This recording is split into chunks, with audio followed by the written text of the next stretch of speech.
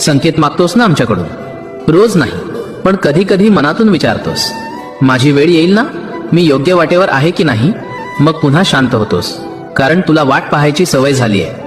तू खूप वेळ वाट पाहिली आहेस उत्तरांची, बदलाची आणि थोड्या दिलासाची. लोक म्हणतात धीर ठेव, पण धीर ठेवणं किती अवघड असतं हे फक्त वाट पाहणाऱ्यालाच कळतं. तू अनेक वेळा निराश झालास, मनातून कोसळलास, पण तरीही कोणालाही दोष दिला नाहीस. हे सगळ्यांना जमत नाही. कधी कधी तुला वाटतं सगळे पुढे जात आहेत आणि तू मात्र तिथेच थांबलायस. पण नीट ऐक, सगळे पुढे जात नाहीत.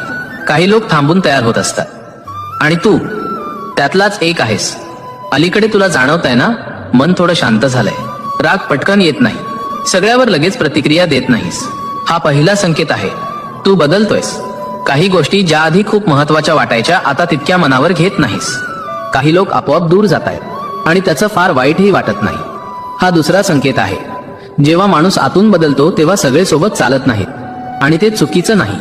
कधी कधी एकटेपणा येतो, पण तो आता घाबरवत नाही. तो विचार करायला शिकवतो. हा तिसरा संकेत आहे. पूर्वी जे मिळालं नाही त्याचं दुःख खूप काळ मनात राहत होतं. आता अजूनही वाटतं, पण ते अडकून बसत नाही. हे सगळं साधं नाही, पण हेच तुझ्या प्रतीक्षेचं फळ आहे. तू रोज मनात विचार करतोस, माझी वेळ येईल ना? माझं काही होईल ना? आज आम्ही तुला थेट सांगतो, तू योग्य वाटेवर आहेस.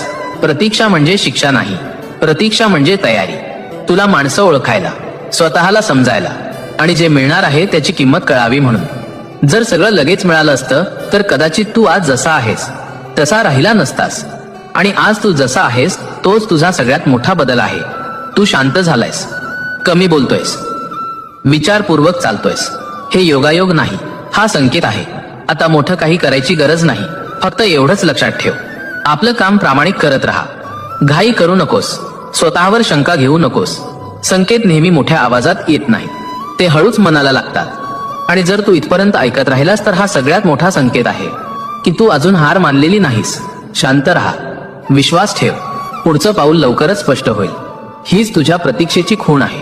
हा तुझ्यासाठी दिलेला संकेत आहे. आम्ही इथेच आहोत, तुझ्यासोबत, प्रत्येक पावलावर. श्री स्वामी समर्थ.